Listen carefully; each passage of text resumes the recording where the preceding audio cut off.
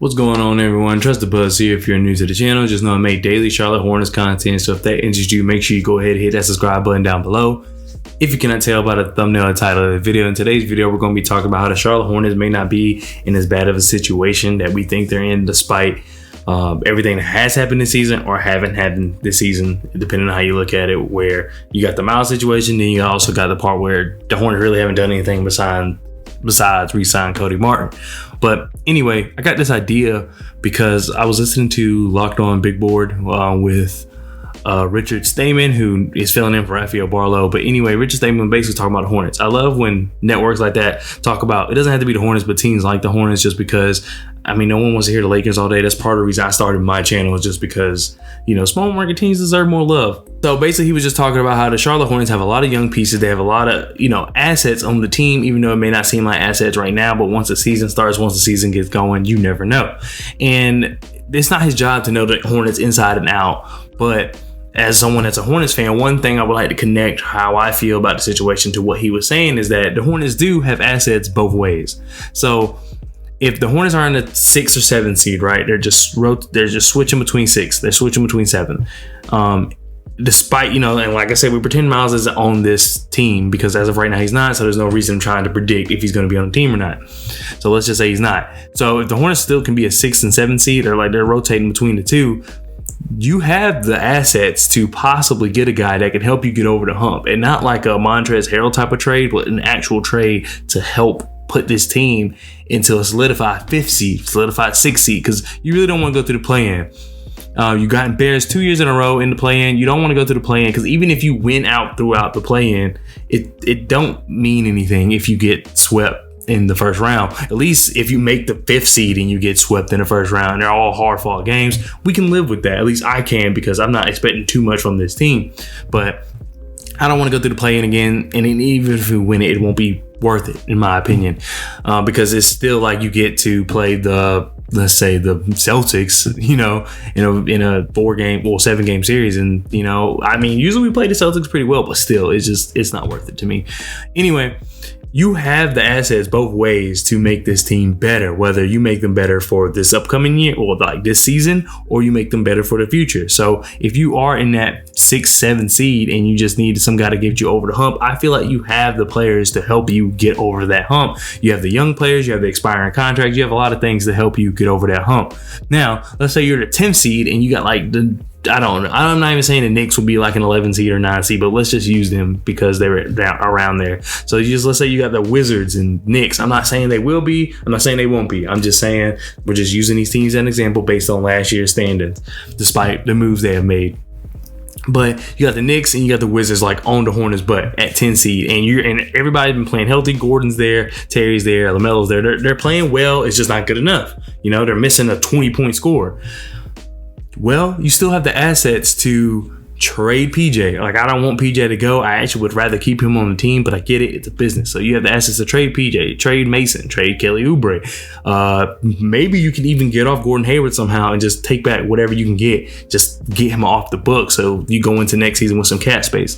But you have the assets to get more assets, if that makes any sense. So you have the assets to get a bunch of young players or to get a couple of picks and things like that. If the team is bad enough already, there's no need to try to force this team into the playoffs. And that's what I don't want. I know they hired Steve Clifford as coach, and he's not a tank leader, but you got to do what's best for the team in the future. And I feel like at that point, if you're at trade deadline, which is early February, the best thing for the team, and you think like you're at 10 seed and there's not really much you can do to get out of the 10 seed, your best bet is to trade all those players and just re-up and be ready for next year. So then we know that Mitch Kupchak and the Hornets in general are more of an off-season team. They don't really like to do moves during the season.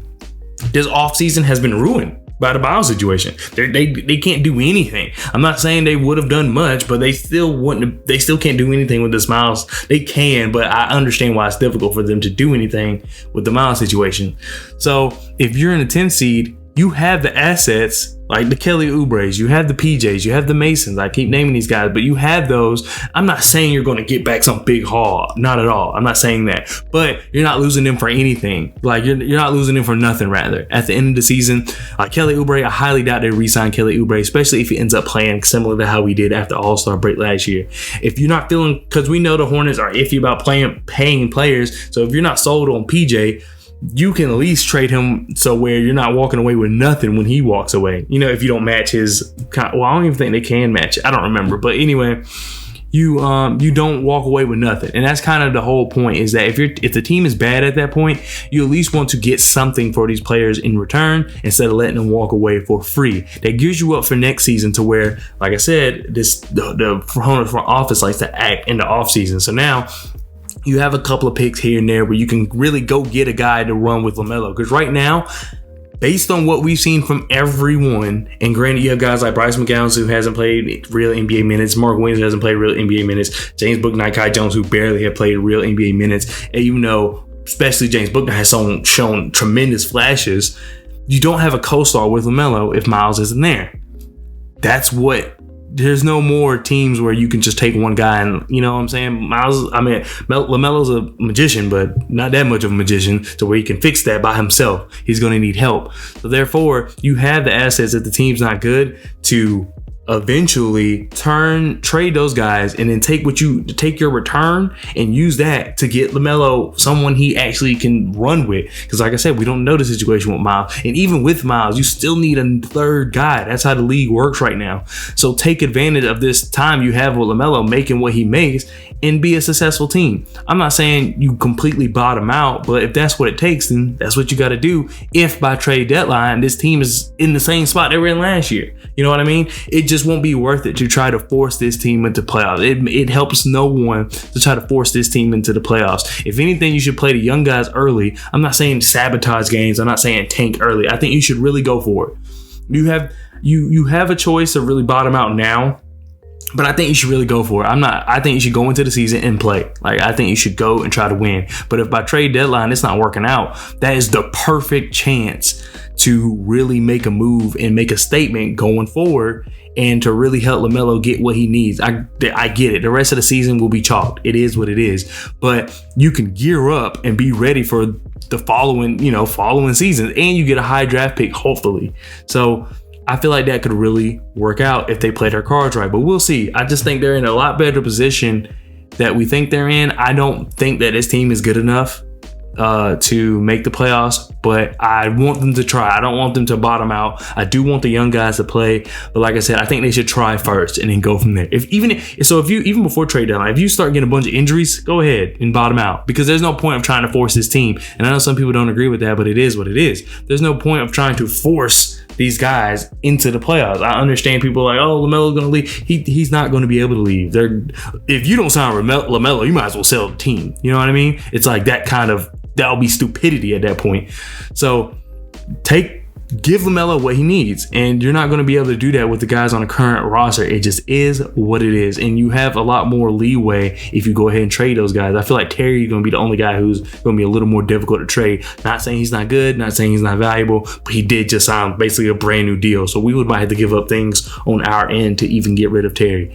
But yeah, that's what I think. I think they're in a better spot because they have talent to make noise, but it's not going to be easy at all. So if by trade deadline it's not looking well,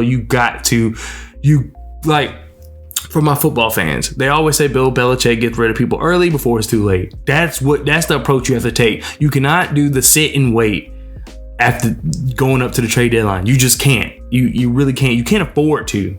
So I would be really disappointed in this team if the team is not playing well, or there's a lot of injuries, or they're just not where they need to be, and they pull the sit and wait approach, and then boom, literally nothing happens at that point because you don't have Miles anymore, or assuming.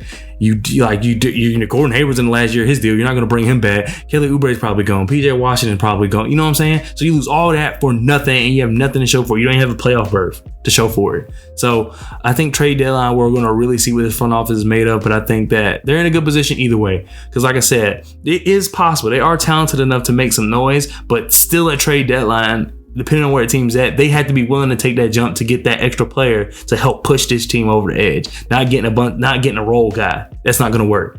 So anyway, that does it for this channel. Well, that does it for this video.